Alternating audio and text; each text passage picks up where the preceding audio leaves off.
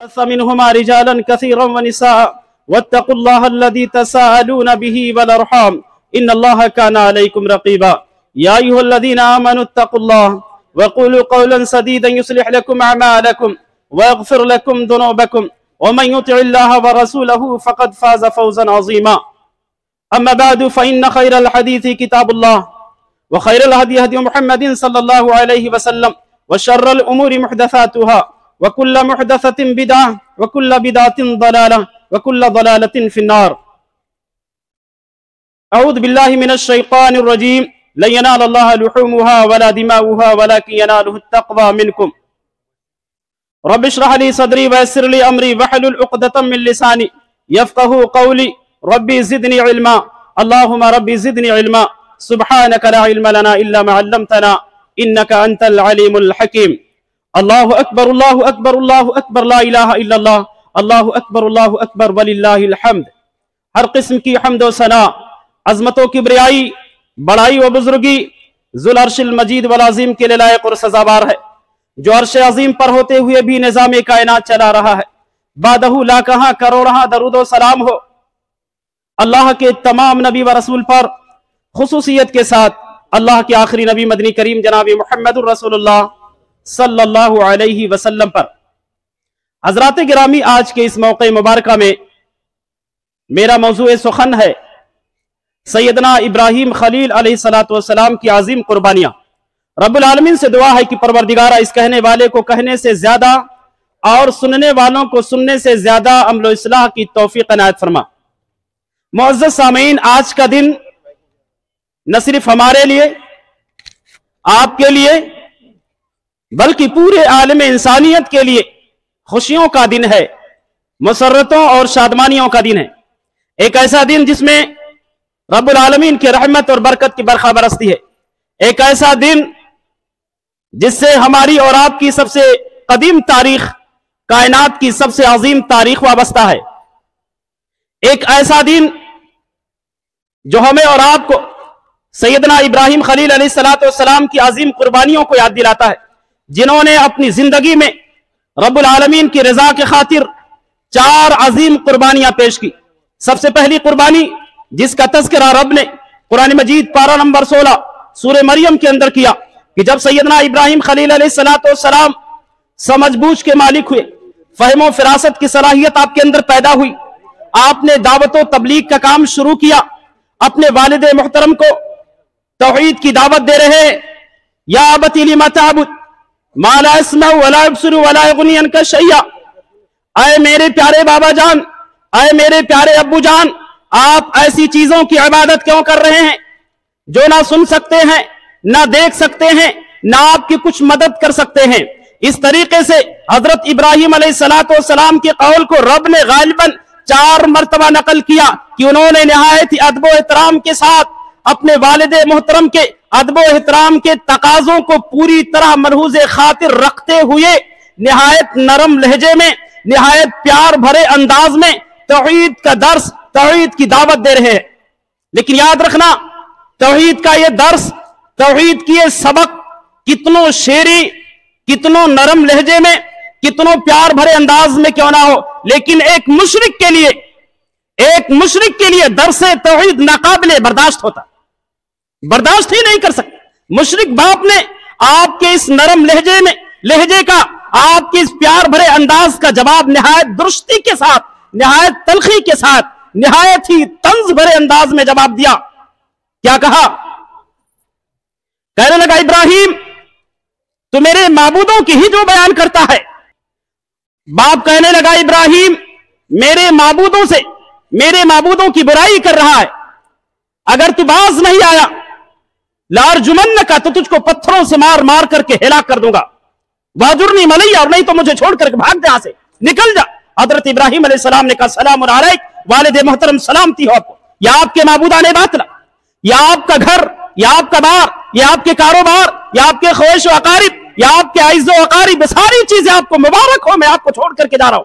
سب سے پہلی قربانی جو ابراہیم علیہ السلام نے دی، اپنے باپ کو چھوڑا، گھر بار کو چھوڑا، عزیز و اقارب کو چھوڑا، کاروبار کو چھوڑا، ان تمام چیزوں کی قربانیاں دے دی۔ قوم کے پاس گئے، کہنے لگے ما هذه التماثيل التي انتم لها عاكفون، میرے قوم کے لوگوں یہ بت کیا ہیں، یہ بت کیا ہیں، یہ مجسمے کیا ہیں جن کے تم مجاور بنے بیٹھے ہو، جن کے پوجا اور پاٹ میں تم منہمک ہو، جن کی عبادت میں تم مستغرق ہو، یہ معبودان باطلہ کیا ہیں؟ قوم نے جواب دیا ابراہیم یہ موروثی ہے، یہ باپ داداؤں سے وراثت میں ملی ہوئی چیز ہے، اس کو چھوڑا نہیں جا سکتا۔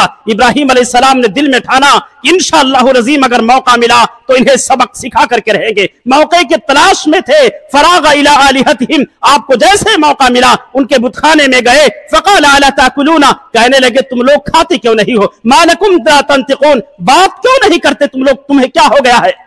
ایک ایک بت کو مخاطب کر رہے ہیں، ضرب لگاتے جا رہے ہیں، یہاں تک کہ سارے بتوں کو توڑ ڈالا، صرف اور صرف بڑے بت کو چھوڑ ڈالا۔ قوم جب بت خانے میں آئی، عبادت کے لیے آئی، پوجا کرنے کے لیے آئی، اپنے بتوں کی جب یہ درگت دیکھی، یہ حالت دیکھی، کہنے لگی من فعل هذا بآلهتنا، ہمارے معبودوں کے ساتھ یہ گستاخی کرنے کی جرات کس نے کی ہے؟ جملہ بھی کتنا عجیب ہے، ارے عقل کے اندھو، اگر وہ معبودان حقیقی ہیں، اگر وہ معبود حقیقی ہیں تو ٹوٹ نہیں سکتے، اور اگر ٹوٹ گئے تو معبود نہیں ہو سکتے۔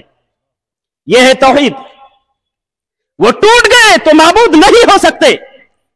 فوراً قوم کے دل اور دماغ میں خیال آیا کوئی ابراہیم نامی بچہ ہی ہے جو ہمارے معبودوں کی برائی کرتا تھا، اسی کا یہ سب کارنامہ ہے، اسی کا کیا دھرا ہے۔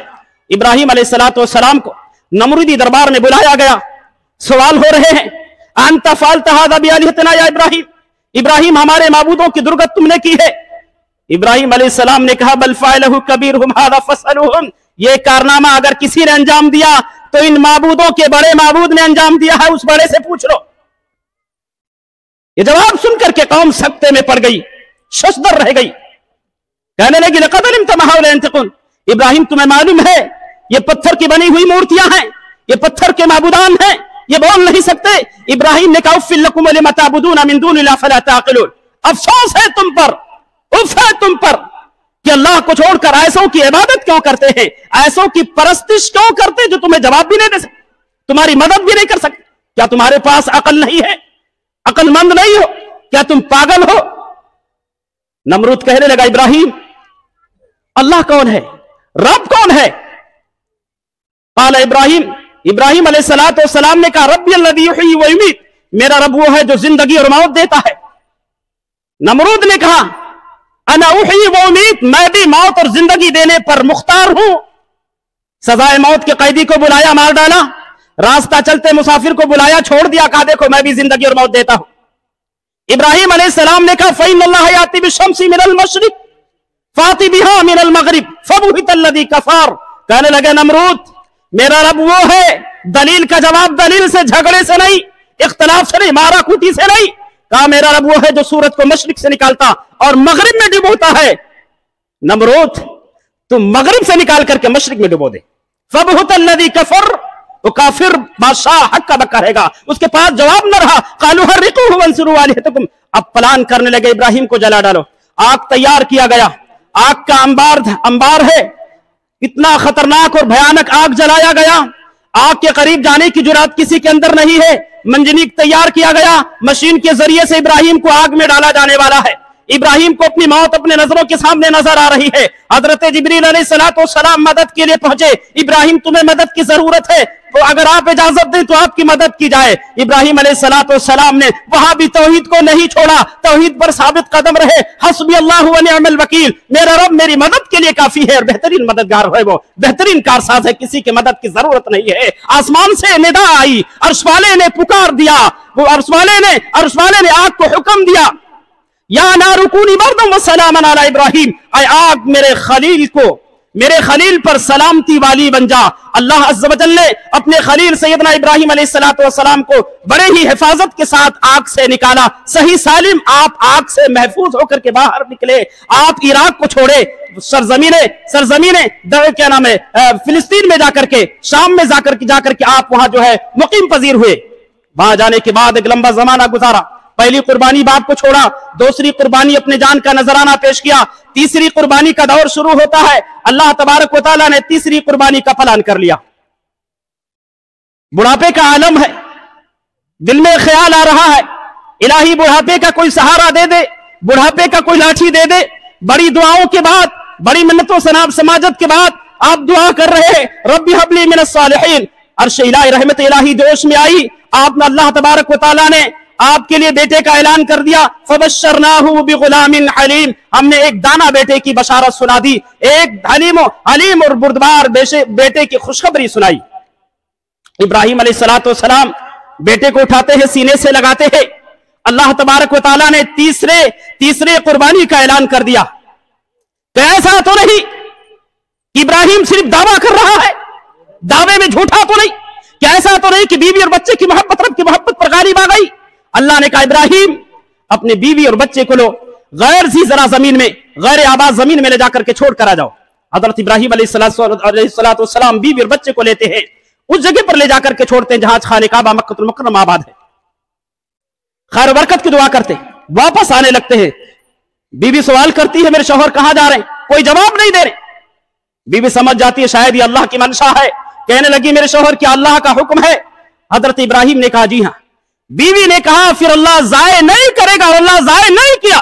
صفا اور مروہ کا چکر لگا رہی ہے، 7 چکر بھی پورے نہیں ہوئے، جبریل امین حضرت اسماعیل کے قدم کے پاس کھڑے ہوئے ہیں، حضرت اسماعیل ادھر اپنا قدم زمین پر رگڑ رہے ہیں، ادھر زمین سے زمزم کا چشمہ، زمزم کا فوارہ نکلنا شروع ہو جاتا ہے۔ اللہ اکبر۔ ایک زمانے کے بعد ابراہیم علیہ السلام اپنے بیوی اور بچے سے ملاقات کے لیے مکہ آتے ہیں۔ اس وقت فلما بلغ معه السعی، اس وقت اسماعیل علیہ السلام باپ کے کام کاج میں ہاتھ بٹانے کے قابل ہو گئے تھے، باپ کے ساتھ چلنے پھرنے کے لائق ہو گئے تھے، ابو ابو کہہ کر کے جو ہے پکارنے لگے تھے۔ باپ کو بیٹے سے، بیٹے کو باپ سے بڑی انسیت ہو گئی تھی۔ ایک زمانے کے بعد ملاقات ہوئی تھی۔ آپ اندازہ لگائیں کہ شفقت پدری کا عالم کیا ہوگا، محبت کتنی عروج پر ہوئی ہوگی، محبت کیا کہہ رہی ہوگی۔ ایک لمبے زمانے کے بعد بیٹے سے ملاقات ہوئی تھی، اللہ نے چوتھے قربانی کا اعلان کر دیا۔ کہیں ایسا تو نہیں کہ لمبے زمانے کے ملنے کے بعد بیوی اور بچے کی محبت رب کی محبت پر غالب آ گئی۔ فلما بلغ معه السعي قال يا بني اني ارى في المنام اني اذبحك فانظر ماذا ترى۔ حضرت ابراہیم علیہ السلام نے کہا میرے بیٹے میں نے خواب دیکھا ہے کہ تجھ کو میں ذبح کر رہا ہوں۔ بیٹا بھی کتنا سنجیدہ اور کتنا دانش مند تھا، سعادت مند بیٹا جھک گیا فرمانے باری پر، کہنے لگے اسماعیل علیہ السلام کہ ابو جان آپ کو جو بھی حکم ہوا ہے آپ اس کو کر گزریے، انشاءاللہ العظیم مجھے صابر پائیں گے، لیکن یاد رکھنا میرے ہاتھ اور پاؤں باندھ دینا، اپنے آنکھ پر جو پٹی باندھ لینا کہ ایسا نہ ہو شفقت پدری غالب آ جائے، باپ کے اندر بیٹے کی محبت غالب آ جائے اور ہاتھ کانپنے لگے، اس لیے آپ ہاتھ اور پاؤں باندھ دینا، اپنے آنکھ پر پٹی باندھ لینا۔ فلما اسلم وتلہ للجبین، حضرت ابراہیم علیہ السلام نے ایسا ہی کیا، اپنے بیٹے اسماعیل کو زمین پر پیشانی کے بل لٹا دیا، منہ کے بل لٹایا، گردن پر چھری چلا دی۔ اللہ اکبر۔ آسمان سے ندائی منادیناہ یا ابراہیم قد صدقت الرؤیا انا کذالک نجزی المحسنین، اے ابراہیم تم نے اپنا خواب من وعن پورا کر کے دکھایا، نہ تیرے ہاتھ کانپے، نہ تو کانپا، نہ تیرا بیٹا کانپا۔ اللہ اکبر۔ زمین سہمی پڑی تھی، آسمان ساکن تھا بیچارہ، زمین سہمی پڑی تھی، آسمان ساکن تھا بیچارہ۔ آج تک یہ منظر اس چشمے فلک نے، کائنات ارض و سما نے اتنا بھیانک منظر، اتنا دردناک منظر نہ دیکھا، اور قیامت کے صبح تک ایسا منظر دیکھے گا بھی نہیں۔ باپ چھری چلا کر کے مسلمان ہو رہا ہے اور بیٹا گردن کٹوا کر کے مسلمان ہو رہا ہے۔ ہم صرف عیدین میں شرکت کر کے، رمضان میں روزہ رکھ کر کے مسلمان بن رہے ہیں۔ یقیناً اگر سنت ابراہیمی کو زندہ کرنا ہے، حضرت ابراہیم علیہ السلام کی زندگی کو پڑھیے، حضرت ابراہیم کی زندگی کو اپنے زندگی میں نافذ کرنے کی کوشش کیجیے۔ چوتھی قربانی اللہ تبارک و تعالیٰ نے آپ سے مانگا کہ بیٹے کو قربان کر دو، آپ نے بیٹے کو بھی قربان کر دیا۔ اللہ اکبر۔ ان ھذا لہو البلاء المبین، اللہ نے اعلان کر دیا ابراہیم یہ بہت بڑی آزمائش تھی، جن تمام آزمائشوں میں تم کھرا اترے۔ وفدیناہ بذبح عظیم وترکنا علیہ فی الآخرین، اور اے ابراہیم تیرے اس جذبے کو، تیرے سنت اور قربانی کو میں باقی رکھوں گا۔ کب تک؟ قیامت کے صبح تک باقی رکھوں گا، جب تک اس دھرتی پر، جب تک اس برہمان کے اندر، اس کائنات کے اندر ایک بھی بندہ اس سنت ابراہیم کو زندہ کرنے والا باقی رہے گا۔ اللہ کی قسم قیامت نہیں آ سکتی۔ ایک بھی بندہ سنت ابراہیمی کے حوالے سے जानवर के गर्दन पर छुरी चलाने वाला बाकी रहेगा। अल्लाह की कसम उस वक्त तक रब्बुल आलमीन क़यामत ही नहीं लाएगा। अल्लाह ने कहा सलामुन अला इब्राहिम, इब्राहिम तुम पर सलामती हो। सारे इम्तिहानात में, सारी कुर्बानियों में, सारी आजमाइशों में अल्हम्दुलिल्लाह कामयाब हो गए। हजरत गिरामी, ये हजरत इब्राहिम अलैहिस्सलाम की कुर्बानियां हमें और आपके ऊपर ये पैगाम देती हैं कि कुर्बानी उसकी कबूल होती है जिसके नीयत अच्छे होते हैं। कुर्बानी उसकी कबूल होती है जो मुत्तकी और परहेजगार होते हैं। कुरान ने कहा लन यनालल्लाहु लुहुमुहा वला दिमाउहा वलाकिन यनालुहु तक़वा मिनकुम। रब्बुल आलमीन हमारा तक़वा आज़माना चाहता है इस अजीम इबादत के जरिए से कि हमारे अंदर जज्बा कैसा, हमारे अंदर जज्बा कैसा है। कितने जानवर की कुर्बानी दिए नहीं देखना चाहता है, किस जज्बे के साथ, किस नीयत के साथ कुर्बानी करते हैं। लिहाजा जानवर की गर्दन पर कुछ छुरी चलाने से पहले हम जरूर ये नीयत कर लें कि परवरदिगारा अगर हमें मौका मिला तो इंशाअल्लाहुल अज़ीम हजरत इब्राहिम अलैहिस्सलाम की तरह से कुर्बानी देने के लिए हम तैयार हैं।